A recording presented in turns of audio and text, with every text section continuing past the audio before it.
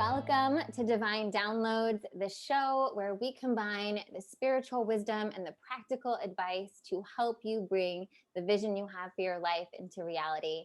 And today we have an incredible guest that's going to quantum help you do that with her book, Boundary Boss. The beautiful, wonderful, extremely wise Terri Cole. She is a trained, licensed psychotherapist and a relationship and empowerment leader in the world. But really, she's just, she is the boundary boss.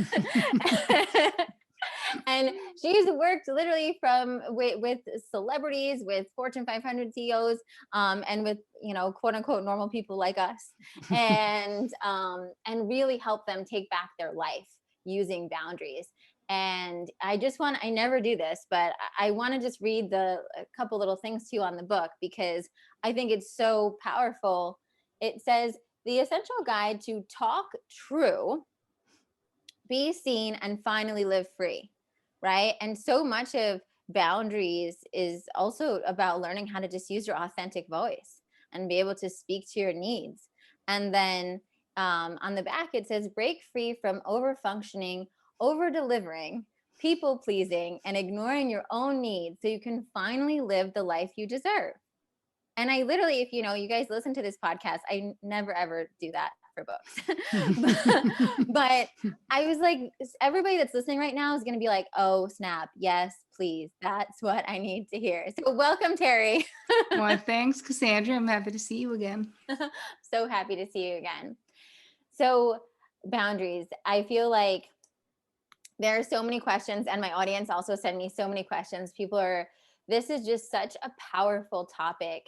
And I'm curious, with all of your years as a psychotherapist and all the, I know that you have dealt with so many different situations and all different kinds of things. You probably could have wrote a book on anything.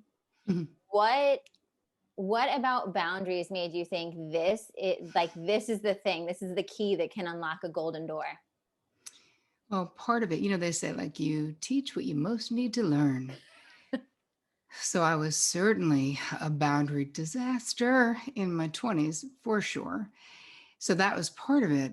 My own life experience of realizing that saying yes when I wanted to say no, or being too dialed into pleasing others, even if that thing didn't please me, all the codependent behavior that I had in my life, I didn't realize that is all disordered boundaries. And so I got on my own path early in life. I started therapy when I was 19. I quit drinking when I was 21, eyes wide open, going straight ahead into it. And it took a long time, of course, to really get it down to like, here's the language and this is what it is. But I had a lot of pain in my life and a lot of resentment, because disordered boundaries, especially if you are an over functioner, over giver, over deliverer, like many of us are, it really was breeding a lot of resentment in my relationships. So through my own practice and process and many years of therapy, I got to a point of being healthier. Then I left my job as a talent agent. So I was negotiating contracts for supermodels and celebrities for like endorsement deals. And my life changed so much from my own therapeutic process.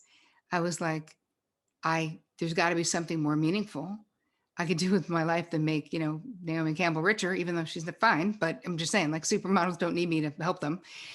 But other people do, because I considered myself a pretty savvy person, and it was still a struggle. Then I opened my therapy practice, and it was an absolute epidemic. It didn't matter what the presenting problem was, right? Someone could walk through the door being like, I think I need to get a divorce, or I have an eating disorder, or I'm addicted to drugs, or I'm exhausted, whatever the thing is. I could literally follow those dots back. Each one of those pain points was directly connected to this inability to speak truthfully, to establish boundaries and enforce them. I was like, this is it. This is the thing, because there are so many things, and I do teach on a lot of things. But this is exactly what you said, Cassandra. This was the key to the golden door, Because if you can get your boundaries straightened out, if you can get these skills, and I'll talk quickly about what that is, because I think there's a ton of confusion about what it means to have healthy boundaries. I do believe your entire life will change. So the myths about boundaries are vast, but for our purposes, for this Yeah. conversation, for folks listening, you having healthy boundaries means that you know your preferences, your desires, your limits, and your deal breakers, and you have the ability to communicate them early and often if you so choose. Mm. And that's a big if. You may know those things, but do you have the skills to communicate them? And the answer was, most of the women who came into my practice, the answer was no. And do you even know what your rights are? I feel like this is a huge thing about even knowing what your rights are, because you mentioned in the book, and I was like, oh, I was in bed, I was like, yes, yes, yes, I'm so glad she's talking about this. You talk about like the history of women struggling with boundaries, right? Mhm. How we were taught almost by society that we had to be good, we had to sacrifice ourselves, we had to give up certain things, we weren't allowed to request or demand or whatever it is our Mhm. things, and how that has kind of flowed down on us, so that so many of us, and I see this, I have clients, I'm sure you have too, I have clients that are caregivers, clients that are moms especially, right, where Mhm. they are balancing this line between, well, these are my desires, but these is what I feel like is like my duty. Right. I mean, how many of us were raised to be good girls, right? Turn that frown around. If you don't have anything nice to say, don't say anything at all, right? Nobody was like, how do you really feel? I mean, actually, my mother was, but I mean, sometimes, but the reality is most of us were taught, I say we were raised and praised to be self-abandoning codependents, because that's what got us acceptance, love, praise. So each of us has a downloaded boundary blueprint. This is in your unconscious mind, which is basically the experiences that you had in your life, family you grew up in, country, culture, how many siblings you had, how functional or dysfunctional your family system was. Was there addiction? Was there abuse? Was there neglect? What was your role in the family system? So your downloaded boundary blueprint is literally as unique as your fingerprints. So no two people have the exact same thing, but there are cultural elements within the family, like, of origin. We learned these things. So if you had a maternal impactor who was a pushover, let's say, when it came to boundaries, always saying yes, even though she kind of really wanted to say no, kind of bitter, felt put out, by other people's entitlement, then you see and you go, okay, well, that's what being a good woman looks like. I should be self-sacrificing. I mean, we'll hear people talk about friends who are like, oh, she's amazing, you'd love her. She would give the shirt off her back to anyone. I'm gonna be like, keep your fucking shirt on, Betty. Like, why are you giving how about some discernment? Like a cold, freezing baby, sure. But like everybody, no, why? Yeah. Right? It's so true. It's so true. And exactly what you said too. It's I really honestly do believe it's the one thing that stands. I work primarily with women, so that's why I'm Mhm. speaking to women. But I see so much. I think the one thing that stands in the a woman's way from really just having that life that she dreams of, that she desires, that she sees for herself is boundaries, is being able to actually go for it, to create the space to go for it, to have the courageous conversations, to live a different life than so many of us were kind of blueprinted to do from our parents, or from even just society, I think sometimes. Oh yeah, it's society too, because we're raised as women to be the bridgers, we're the assuagers, we're the connectors, right? We're the soothers of society. This is what we're raised to do. And here's the thing: you can be incredibly loving and have really healthy boundaries. And I think that the myths about boundaries, that like you have to be a bitch to do it, you're always saying no, you're confronting people, you're rejecting people, you're being demanding, you got to do it, be mean to do it.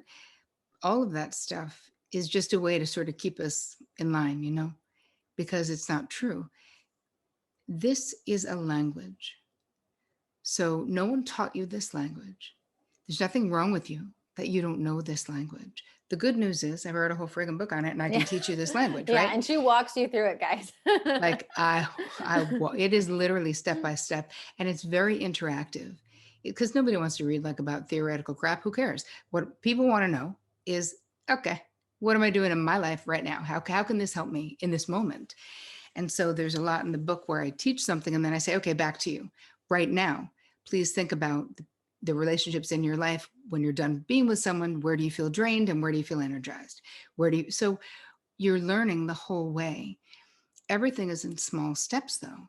But I want you to think about it like a language where you wouldn't beat yourself up the way that my clients do, saying, oh, I'm just so weak. Like, I can't believe I gave in, or I can't believe I did this, or what's wrong with me. That's like expecting to be fluent in a language that nobody ever taught you.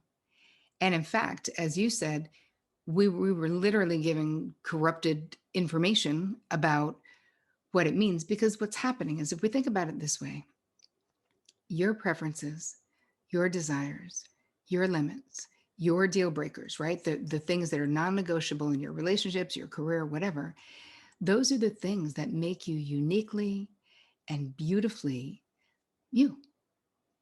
Yeah. So when we deny those, or when we repress those, or when we say, oh, me, I'm easy, everything is good with me, no problem, it's all good.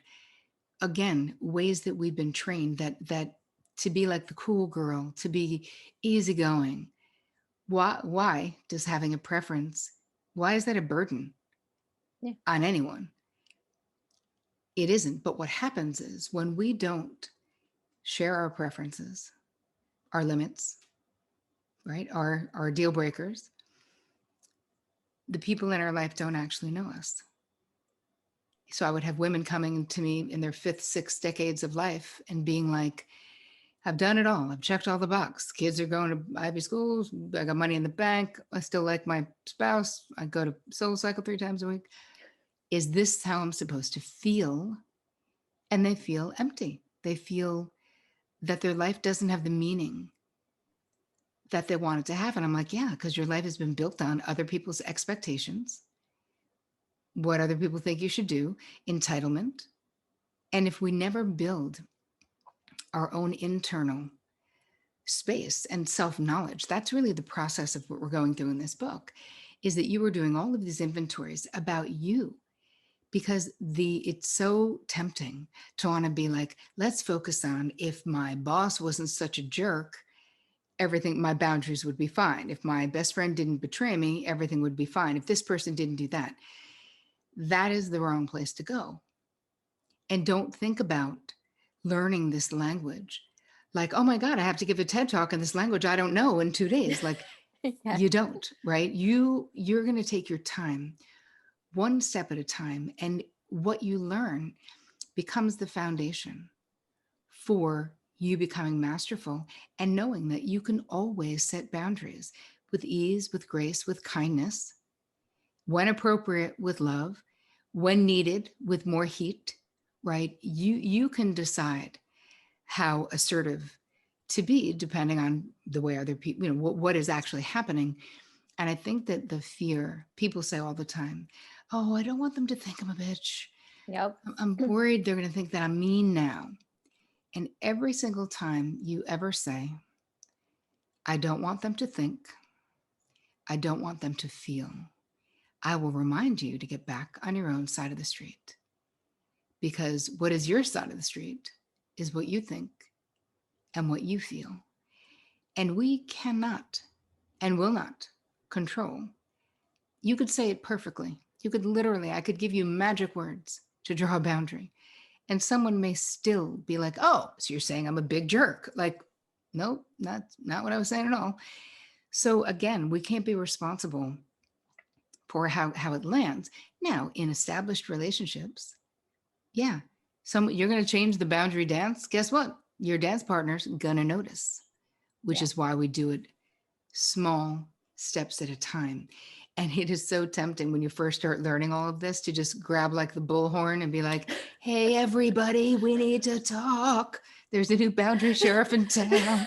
Yeah. Everything's going to change, bitches. You just want to be like, no more. But we don't do that because, first of all, nobody wants to talk to you when you say, we've got to talk, right? You ever wanted to talk to anyone who has said that in your life? Nope, Nope. I never do.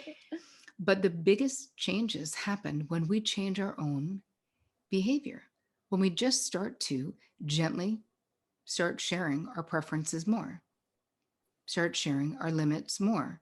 Your preferences matter. So I want, Cassandra, the Boundary Boss Bill of Rights, this is something that's right in the front of the book. And I wrote this because the confusion about rights, right? People are like, I don't know. So I think we should go over them quick if you want to, if you like it. Yeah, let's go over them. Yeah, you want to read them? Sure. The Boundary Boss Bill of Rights.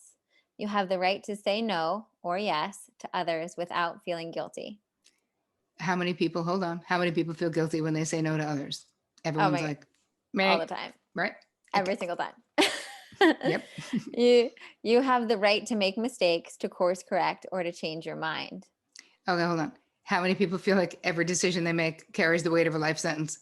Like, can't leave this relationship because I moved in with this person and now I feel like I said this and I can't change my mind. But you can. And it is so important to give yourself that latitude to be like, oh, hey, I don't feel that way anymore. Or how about I made a mistake? Or how about I'm going to course correct? I didn't anticipate how much work this was going to be. So I'm sorry to disappoint you, but I can no longer be a part of your whatever. Like, Yeah.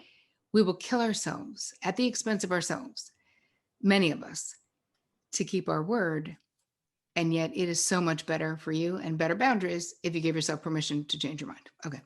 Absolutely. And, just before we continue too, because I feel like in what my languaging would be with my clients, which is a little bit different, but same thing, would be also like this: giving yourself permission to listen to your soul and your intuition, and to trust that, like, as new evidence appears and as you move along your journey, things might change. And you plan to go someplace with someone 3 months ago, and now it doesn't feel aligned anymore. Yep. And I think the thing that you also teach that's really powerful is, like, there's nothing wrong with you changing your mind. Where it gets messy is when we don't communicate to people about it and just Right. say, I want to communicate this to you. I know I promised this to you, and whatever. And my mind is changing, just so that they're on the same page as us.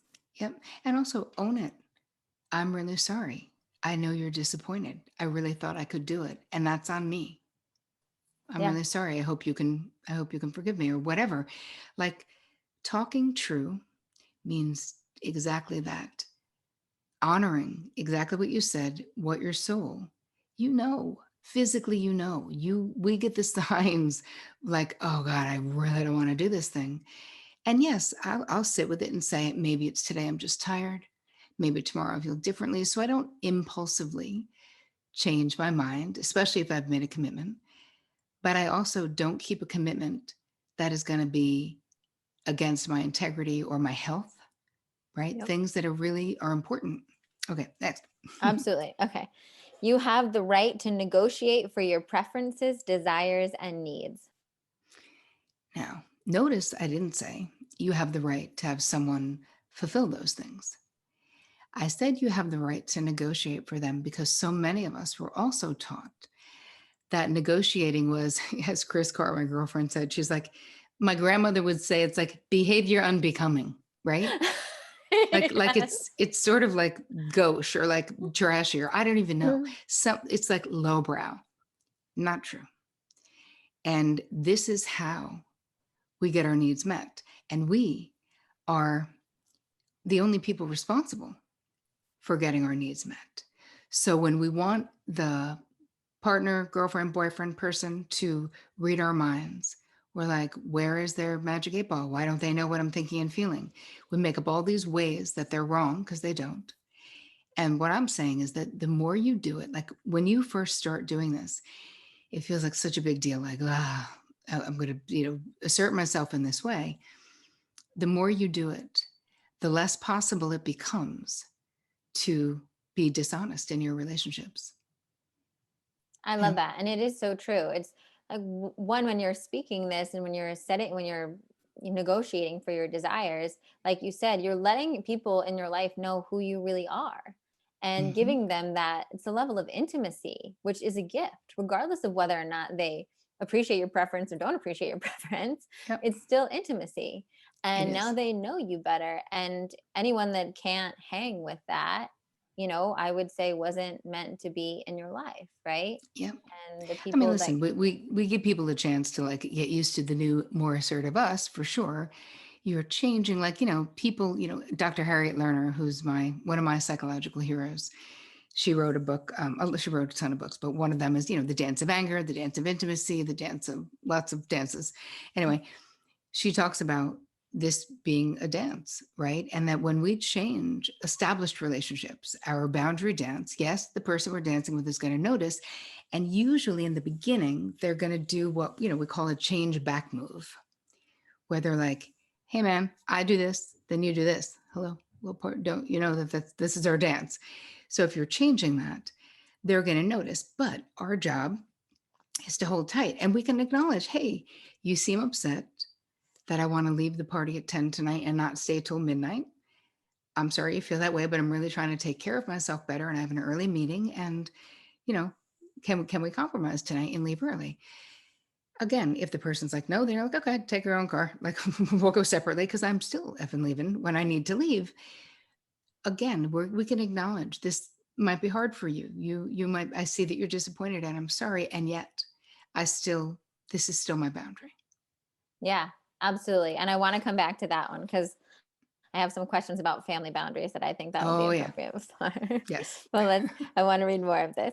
So you have the right to express and honor all of your feelings if you so choose. So the key in there is if you so choose.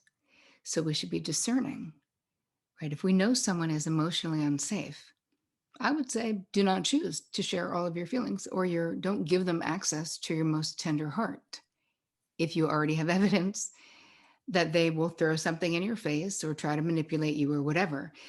So why I said if you so choose, it's like not everyone deserves that access to your innermost feelings. And yet you have a right to share it with those that you are discerning about sharing it with. Yeah, I love that. And I think that's so important because it reminds us of our side of the street as well. Because I had a question just the other day on one of my group calls, and they were like, "How do I dodge people that suck my energy?" you Mm, know, and a common question. And I part of it, I was like, okay, well, you also have to be conscious of who do you allow into your sacred space, right? And more yep, of just like realizing, okay, these are topics that aren't safe with this person, so yep, maybe there are topics that are safe with that person. I could talk to them about work or whatever right, and keep it there. I think right. that's huge. Me too. You have the right to be treated with, oh, no, you have the right to voice your opinion even if others disagree. Right. You don't have to, but you have a right to. You have the right to be treated with respect, consideration, and care. And this comes from how you treat yourself. So we all have to start with looking at, do I treat myself? Do I talk to myself respectfully, with consideration and care? Because when we don't, like when we're last on our own list, when we're over giving to everyone else, when we're always like, no, you do it, it's fine, I'll take the sacrifice, whatever it is. If we talk badly about ourselves, if we put ourselves down, what ends up happening is that low self-assessment, you are guaranteed to attract others who agree with your low self-assessment. They'll be happy for you to continue over functioning and doing more of the work and doing all the emotional labor. They will also treat you without consideration and care. So it really all starts with remembering that your relationship to yourself is the most important relationship you'll ever have, but it also sets the bar for every other relationship in your life. Yeah, that's everything. That's life Mhm. changing, that one and all. You have the right to determine who has the privilege of being in your life. That's all about your VIP section. Exactly what we're saying. Who Not gets everyone, the just access because, pass? Yeah. exactly. And not everyone deserves to be in there. Some family systems are like all family must have all access to you all the time. No, I don't think so. I think it's exactly, look at it like this. You're in a club. You're the only bouncer. You're the only person putting up the rope, and you make the guest list. And if you're not doing that, then you have any mother effer who feels like coming in, feel entitled to your sunshine, your kindness. You're probably an empath. You're probably a highly sensitive person, super giving, very loving. Anyone comes in. Trust me, when you're an overgiver, the overtakers are like, right on, this is amazing. So be discerning about who gets to be in your VIP section. Absolutely. You have the right to communicate your boundaries, limits, and deal breakers. And with this one, I just want to say that a lot of times my clients would be like, well, then my partner says, I don't know why you feel that way. You shouldn't feel that way. That's like ridiculous. You have no reason to feel that way. So if someone says that, you can say, oh, hey, I'm just telling you how I feel, not asking for your opinion on my feelings. So I would really appreciate it if you would allow me to finish what I was saying and caring. Like, here's the thing. You're going to be in my life. You need to care about how I feel, not how you think I should feel, not whether you understand. I don't care if you understand it. I'm telling you, this thing bothers me, or that, again, it's not using it as a lever of control. It's about caring. It's about being in relationships with people where it's not win and lose, right?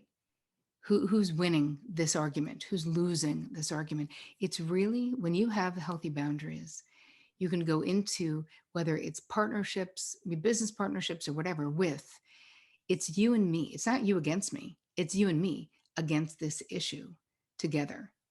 Right? But we need that ability to speak what our truth is. Absolutely. And I think so often it's women also leading the charge of those conversations in their homes, right? And having to almost, it's like you teach people how to treat you. You teach people how to interact with you. Maybe, you know, you're dating a guy or whatever and he throws that at you, you shouldn't feel that way or whatnot, right? Kind of unconsciously, is like, because he doesn't understand it, right? Right. And then by having the the love for yourself to have that communication and say, listen, I know you don't understand it. I don't care if you don't understand it. Right. What I need you to do is listen and care. you know I think it also, when we are truth talking, we give people a chance. Right. We're literally supplying context, even if that context is, I don't even fully understand why. I had this example that when I was first dating my husband, we were in Jersey and he would come pick me up from the train, and I could see him pulled up from the trestle, the way the train would come in. So if I would see his car there, I'd be so happy. I would like bolt down the stairs and be like, I mean, that was 25 years ago. I'm still so in love. It's ridiculous, but I was just so happy. But if I came and his car wasn't there, I don't know why, but I was so sad. I would literally feel like I wanted to cry, which in my own mind, I was already a therapist. I was like, well, this literally makes no sense. He's going to pull up in 20 seconds. It's not like he would leave me standing there even for 5 minutes. So I knew, but then I would get in the car. If I didn't say anything, I'd be like kind of withdrawn in anger, kind of pissy, kind of like, I'm just tired. Ma. But like, I'm feeling constricted and resentful, although it doesn't make sense because I didn't even give him a chance. I finally decided, because it was pretty early on in our dating, I decided I'm just going to tell him. He's a great guy. He's had a ton of therapy. Like, he'll get it. And I said, hey, babe, this happens. I'd like to make a simple request that you really work to be on time before the train pulls in, because I get so incredibly happy when I see you. And I literally don't know why, but when you're not there, I feel like I want to cry. I know you're only 30 seconds out, you're coming. And of course, sometimes that will happen, but it's just, and he was like, sure, babe. Okay, no problem. And literally is 24 years ago, actually. And I think he's been late once since then for anything. He's like, God, don't want to make her cry. But that's also someone who's had a lot of therapy. And I didn't go into that conversation saying, you're an insensitive jerk because you're 12 seconds late to pick me up, because he isn't and he wasn't. But my internal problem, my pain, he definitely needed to care about. You're my person, how I feel, whether you get it or not needs to matter. So, but I think it's important that the not blaming aspect is in there too, because that makes people much more open to want to be a part of your solution. If you're not like, well, if you weren't a selfish idiot, like nobody wants to like be a part of the solution if you're blaming them, you know? Yeah, absolutely. And I think that also comes back to you just like being comfortable owning your side of the street. And I had a similar thing with my fiance. And I literally think like I could have, I got really lucky where he pretty much asked me to communicate my boundaries because he saw the resentment building and he was like, I can't figure it out, but I'd really love to know what's going on. And it was the silliest thing. It was because we had moved in together. I never lived with someone before him. And so I was figuring out like how we split house chores. And I was feeling really resentful because I work from home. He's a surgeon, so he's always out. Hmm. And I felt like I was doing more of the chores.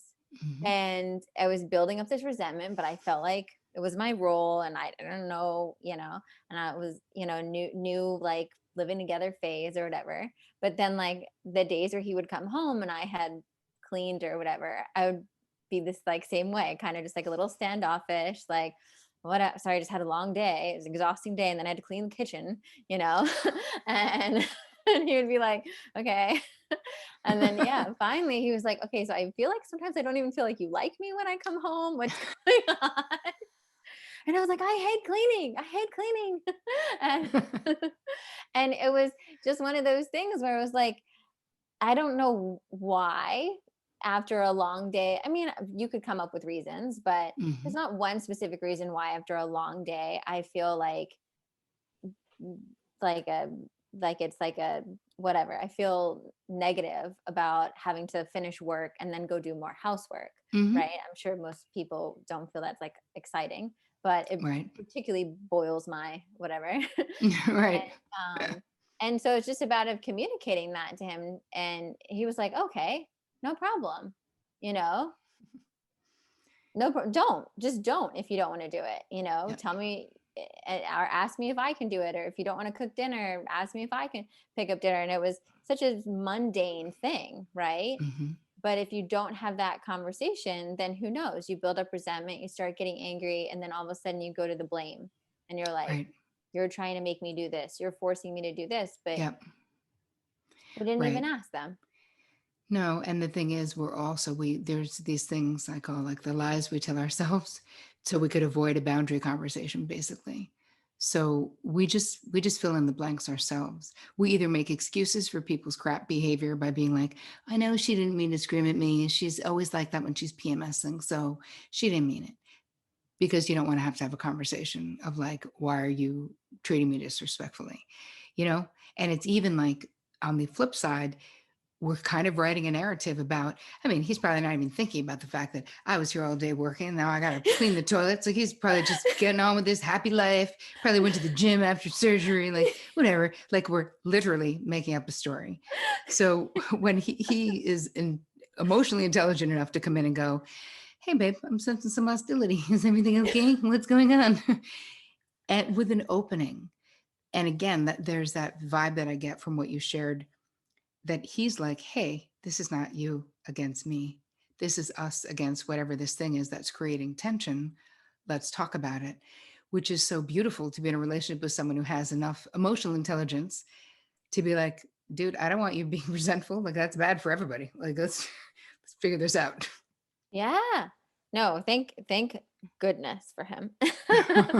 Cuz he's great with that, and it's so crazy because we talked about this briefly. I was telling Terry before we even started recording that I've done a ton of therapy. Obviously, I've done a ton of spiritual work on myself, and I've worked on so many boundary things as far as like when it comes to work, and especially when it comes to my family. I've done a ton of work, and I definitely, there are even more that were illuminated when I read through her book, where I was like, okay, even more. And then same thing when I was when I started having a relationship with Patrick and we moved in together, and in that really like more serious, intimate relationship, you really see, oh wow, okay, there's all these like I said, somewhat mundane things that Hmm. once you communicate them, it was literally like, that's what you said, like break free. It was like one of the things that you say, right? It's like it literally felt like I was freer Of again. course. Like it was And out of how my and little how self-induced slavery, exactly. right? But also how much closer. This is also how we build intimacy, because when we talk true, even if it's you get pushback, it resonates with both of you as real. And there is a closeness that comes from allowing our people, who are our trustworthy people, to see our true self, right? I mean, that is really what we're talking about. So that does deepen intimacy. Withholding in resentment, of course, does not. Me withholding in anger and just acting like I was tired instead of upset about something, of course, that doesn't deepen intimacy. That's just so confusing, especially to straight men, probably to anybody, but I'd say straight men, maybe more. Like my girlfriends are more intuitive about certain things. Like if I couldn't just tell Vic, my husband of 20, whatever, 4 years, if I couldn't just talk straight to him and tell the truth, if I continued to make him guess, he would continue to effing get it wrong. Like fact, like, no, you're not even in the ballpark. I don't have no idea how that would be what you're thinking. Yeah. So I just stop. Why am I going to make him guess? He's definitely going to get it wrong. Absolutely. And I think of, I'm sure you've probably seen this in your practice as well, but how many relationships don't even get off the ground because of that? Because Oh, I see this sometimes even with my girlfriends where, once you're kind of coupled up and you're in your girlfriends, it makes you look at like dating so differently. And sure. it's like, you know what? He has no idea that you're wanting to call him and you're mad that he didn't call because there's Yep. no precedent set. So maybe you should just say, hey, what do you, I kind of like talking to people on the phone every once in a while or whatever Yep. it is, Yep. with that, how does that feel for you? And then Right. you learn right away, can that person meet you or can they not meet you? But if you don't tell them at all, then I feel like it's unfair to both of you, really. It just doesn't give you like a real chance. Yeah, and think about this in the dating world too. I always talk about setting boundaries early and often, right? Because your boundaries basically are protecting your integrity, right? I mean, that's what they do. They're protecting your self-respect and your integrity. Wouldn't you rather know now, if you push back with someone or if you collude with their false reality? So someone says, "Hey, I'm going to call you Friday," and then we'll go out Friday night, and then they don't call on Friday, don't make a plan, but they call Friday night. "Hey, what's up? How was your day?" You're going to collude and pretend they didn't say that they were going to call you to have a plan. Then you just jumped into non-reality with them, colluding with their lowest instinct. My feeling is there's a funny, cute, flirty way. If you still like the person, but you need to draw the boundary and let them know, hey, you want to be in my life? This is how it's going to be. You don't have to say it like that. You can say, oh, hey, when I didn't hear from you, I thought you just had a flaky moment. I'm actually just getting in a tub and about to read a good book. I hope you had a great day. Yes, and I Yes. think exactly, and I think that exactly the way you said it too is so crucial because I think sometimes when, like you were saying, you become the boundary sheriff when you start like doing this work, and then you can be, I don't want to, too intense sounds like wrong, but like you can kind of come at it in a wrong way, Well, and oh, aggressive. yeah, too Here's the aggressive. thing, like we're always choosing the level of heat, right? Especially because we don't know. That person might just be boundary clueless, right? We don't know that there was any ill intent. What we're informing them of what doesn't work for us. So if they said, "Oh my God, you're so right. You know what? I'm so sorry. I totally did flake. I remember now I said that. I'm sorry. Thanks for pointing it out." Or maybe they're like, "Ouch, you're right. I should have called. I'm sorry." Or if they say, "What's up your ass? Like, why are you being such a bit, why so demanding? I barely know you." Then you're like, bye, because now I know how you're going to be. So you think you should be able to just say whatever the hell you want comes out of your mouth with no intention of following through. And that it's rude of me to not collude with your lie. I don't think so. I'm not into that. Goodbye. You know, like people Absolutely. reveal, and we can do it gently, but people really reveal who they are. It's absolutely, it's so helpful in dating because it's true. It's like the more that you, I love that you said like do them fast and often and soon, and like because you're also that also, if that person is there with you, will build intimacy faster, right? Because now you're Yep. letting them know how you work essentially, and being Yep. like, oh, and I believe a good all my experience is also just with straight men, but I feel like a good straight man gets excited when you give him a playbook, when you teach Yes. him how to win, Yeah. right? And he'll want to figure out, okay, she likes when I call on Fridays. That makes her really happy. She likes when I plan 3 days ahead of time, Yep. they try to, they'll figure it out. I remember I actually had just a friend years ago who was such a flake, and it drove me crazy. Hmm. And I just kind of wrote it off, like they're just a flake, Hmm. and years later, I I moved to LA, and we made plans. And I always, whenever I made plans, when I make plans, I put it on my calendar. That's my Right. plan. and, and, this one Friday night, I was single, don't have a lot of friends in LA or whatever at the time, just moved there. I was really looking forward to it. I had a rough week. It was my only like social event in sight. And I was like, great, this will be good. And they flaked on me.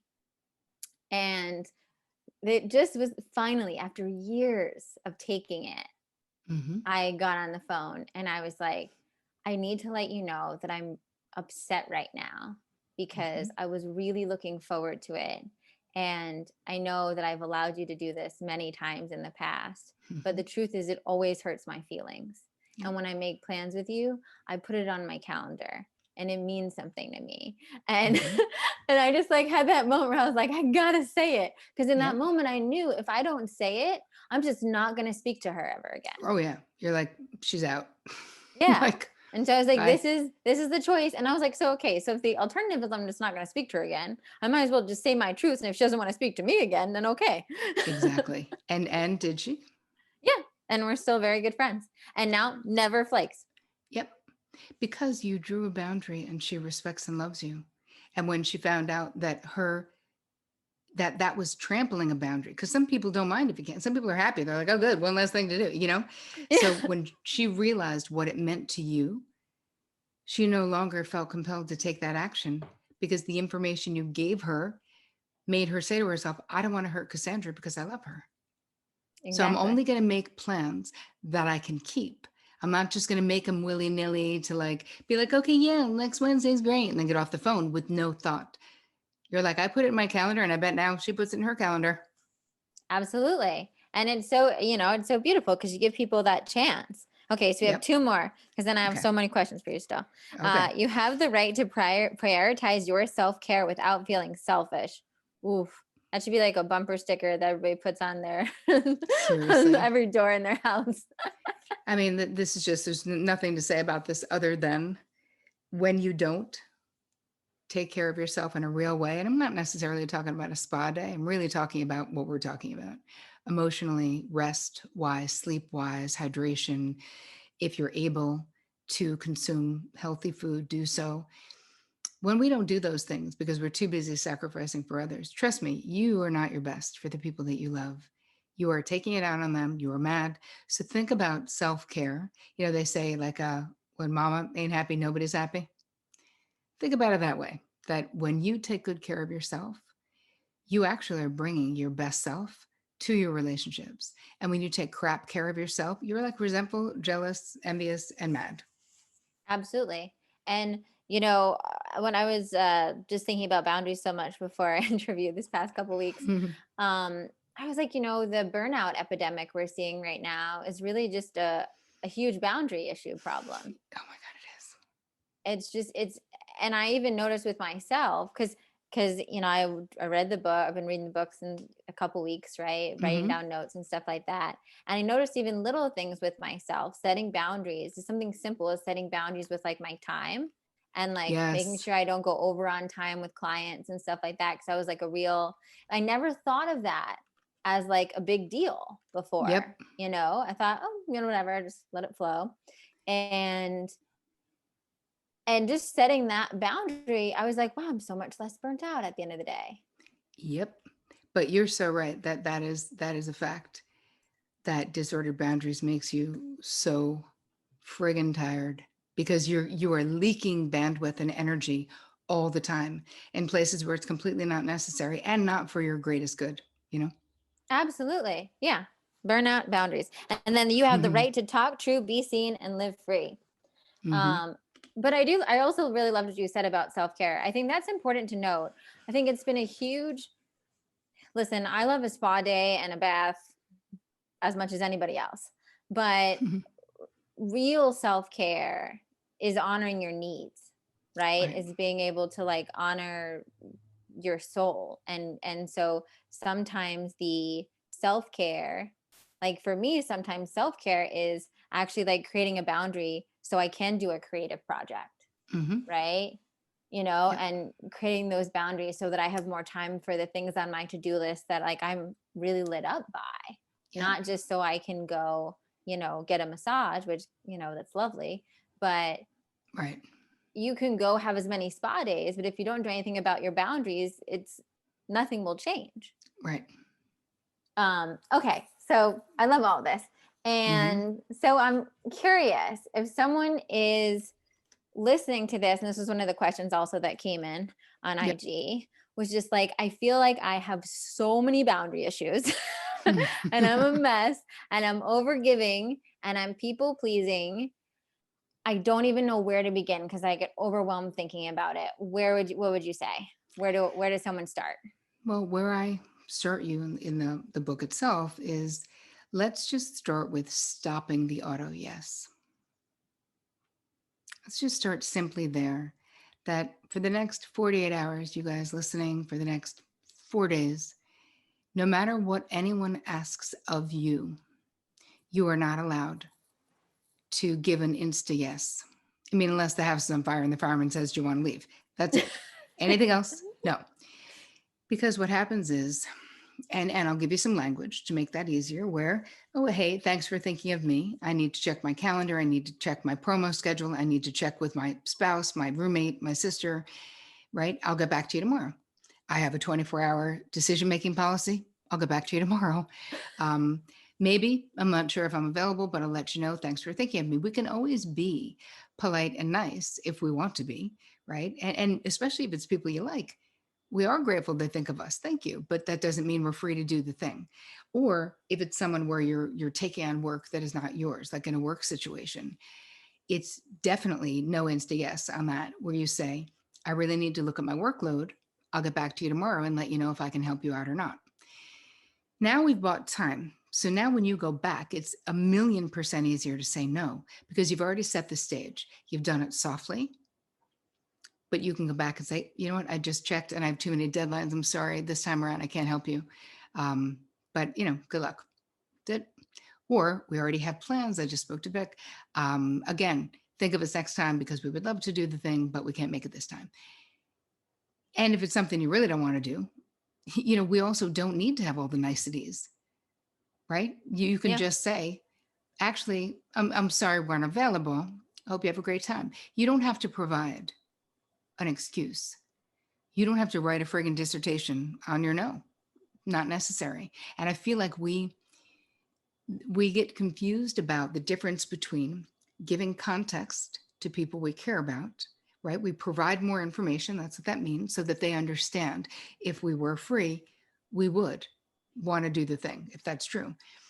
And convincing, Yeah. like as if we need to have a whole case built. Like we need a good enough reason to say, no, you know what is a good enough reason? You don't freaking feel like doing something. That is straight up a good enough reason. And if it's with someone who I really love and they say, hey, this is really important to me, then for me, that's also a good enough reason for me to do something I don't feel like doing, right? But it's a mindful choice. I'm not being guilted into the experience. You know what I mean? Yes, I love that. And I think the 24-hour, just telling people I have a 24-hour, Yep. policy on thinking about it Yep. is just such a nice like way to ease yourself into that too. Yep. And you're right, it kind of like baby steps them so that Yep. if you say the no, it's not that big of a deal. Gives Yep. you some time to like get comfortable with the new language of what you're Yep. going to say and decipher how much context that relationship is worthy of. Um, Exactly. Right. yeah, no, I love that. I love that. And now, what if, because I also got some questions about what if you're someone in a situation where you feel like excessive obligation, like it's a family member or you're a caretaker, and there's part of you that feels like, like I feel like I have to because my mom asked, or so my dad, you know. Is there any like pro tip on how to navigate that if it feels a little bit heavier to say no? Well, part of it is you have to really weigh the pros and cons of saying no, right? If it's a relationship with someone you're in a relationship with, and if it's a mother who tortures you normally, you decide, is it worth it or not worth it? But I really do think the more that we do this, the more we realize that we have a right to prioritize the way that we feel. And of course, when you're in a relationship, you, of course, we're doing crap we don't want to do for family and for friends and for lovers and whatever. I mean, this is being in a relationship sometimes. But I think that you want to look at the pattern in that relationship, especially if you're an adult and you're talking about your parents, right? So Yeah. there has to be a healthy transfer of what happens, right? It changes. This is a life transition where when you get engaged to be married, when you're married, your partner becomes your first family, your family where you grew up. They are your family of origin now. And everything that you do, you should be thinking, is this every decision I make, my relationship with Vic and my family, my kids, my grandkids, how will this impact them? Should I write about this in the book? How will they feel about it if I share this story or not? Not, it's my first thing is not about my family of origin. So, and I think that a lot of families, there's a lot of guilt and like loyalty to the end, and they don't want your partner to become your primary person. And in healthy families, we understand we want you to do it better than we did it. Like we're hoping that you, yes, build your family. I told my kids when they got married, you're now, Joyce is your first family. And whoever has the littlest baby, that's who we should organize for the holidays around that house. So the person with the 6 week old isn't traveling. There's no, you need to come to us because I'm the mother figure. Like, no, we're not doing that, at least not in my family, because I love them and because they have a right. So I think that you have to really look at how disordered are the boundaries in that relationship. Why are you feeling guilty? Another thing is to really question the guilt. The same way when we feel that urgency in codependent relationships, we're like, we have to fix that person's problem. I always say, question the urgency. Let's take a look at that urgency. Why are you feeling like this problem is your problem when it is clearly not on your side of the street? It's the same thing with guilt. You're just habituated. That parent knows those buttons if you have that type of relationship. And so it's okay to allow yourself to be a little uncomfortable to establish a new way of how it's going to be. If you don't want to continue to feel guilty, don't, right? Yeah. Let it go, put it down, write it out on a piece of paper, burn it. Like there's lots of things that we can do. But the thing is, you're grown up. So if you want to do something mindfully and lovingly because your parent wants you to do it, that's one thing. If you do something out of obligation because you're a caregiver and there's a need, that's another thing. And then you got to talk with siblings about how do you break that up so you're not the only person doing it. But if it really is just that your parent is still trying to control you and it feels that way, you really have to break that by saying, I know you're disappointed, Mom. I'm sorry. I love you. And I have saved this day to do something with my person, and I don't want to change those plans. So I really would love it if you could understand and respect the importance of this relationship in my life too. Yeah. And I think also for people listening, so many of us are going to be so so few of us are blessed with a mother figure like you, Terry, Mm, or whatever, but in that kind of someone that's that conscious and creating that new stage. And so many of us have, that's going to be our jobs to break the right. chains and to switch the dynamic in the family, right? Mm-hmm. And Yep. to, you know, be brave and know that we're doing that not just for us but for everybody in the family. Well, you're really being a cycle breaker. Like you're stopping that dysfunctional cycle of guilt, control, people pleasing, and really that's our job, right? In life is to do it better and to not collude with the lowest instinct of our parents. A lot of us become more emotionally intelligent than our folks. And so we can be mad and we can blame them, or we can lead, which is kind of what I did in my family. Just lead. You can do something different and show that there's another way to do it. Don't have to be mad, but don't have to be manipulated either. Exactly. Yeah. Exactly.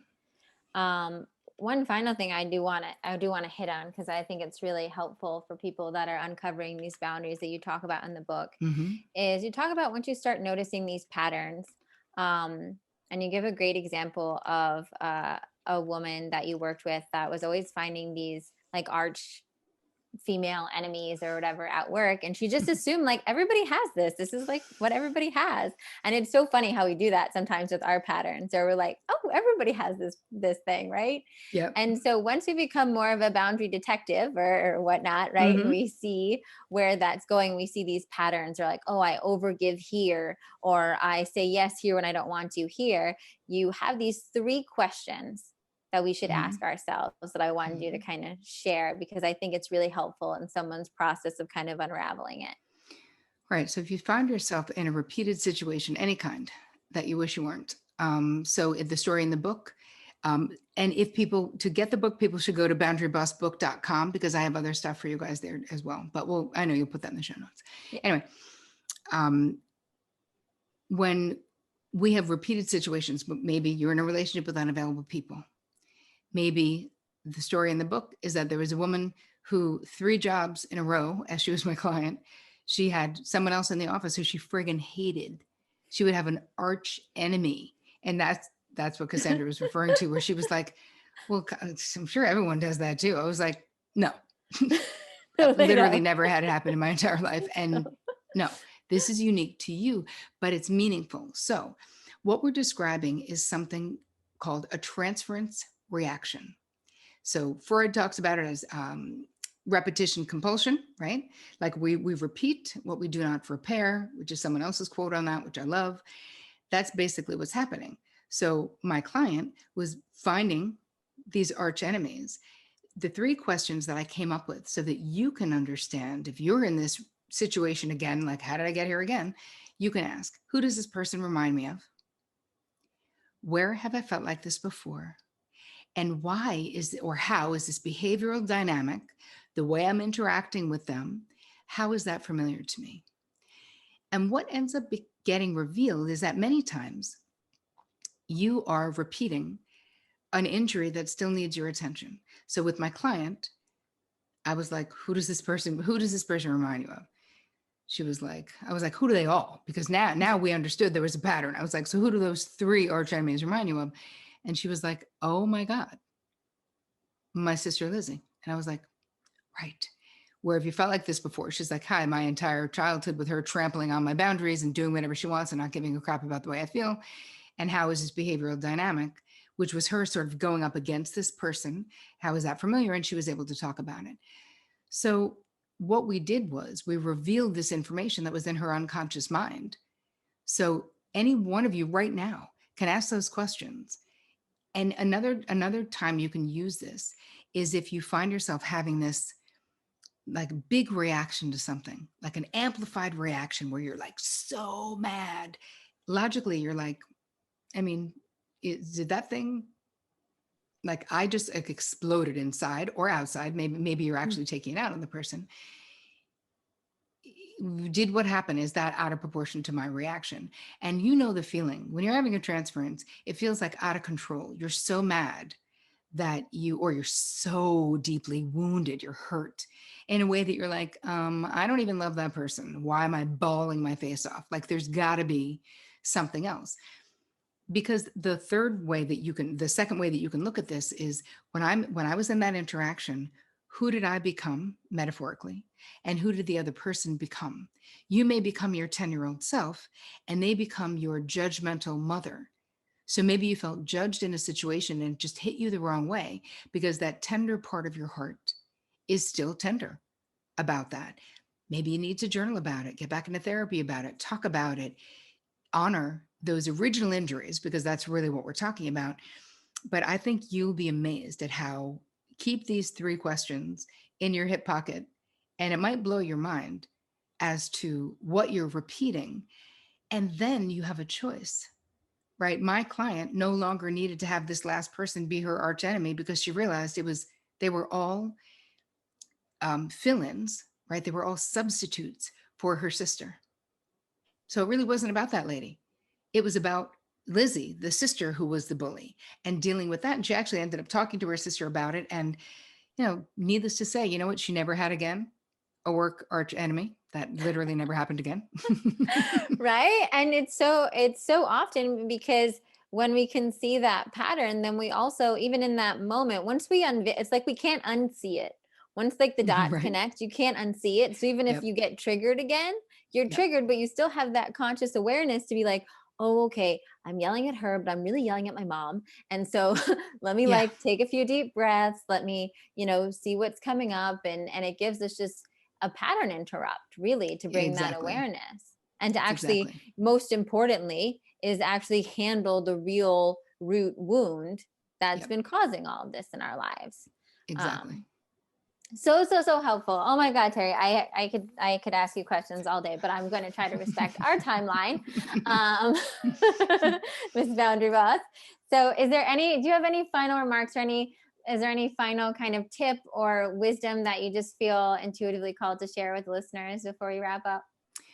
I just want to say that you can do this, and that the saddest thing to me about people living their whole life being boundary disasters is that it really means that people don't deeply authentically know you. And how can anyone deeply authentically love you if you don't you like never allow them to deeply authentically know you? And you are so worth being deeply authentically known and loved. Uh, uh, absolutely. Absolutely. Thank you so much. And guys, theboundarybook.com, I'll put the link below so you Yeah, know. it's actually boundarybossbook.com. Okay. Sorry, it's long. Boundarybossbook.com. And the correct link will be below. So don't try to just click the link below. That'll be the right one. I'll make sure of it. Yeah. Get this book. I really, I've said this so many times, and you guys know if you've been a regular listener of this, I don't often have authors on here, and I'm really selective with people I bring on, and I'm really selective with my recommendations. But I want to tell you, one, not only do I adore Terri, you should follow her on Instagram, all of her social media. Her links will be below. She's just a wealth of wisdom on all the things.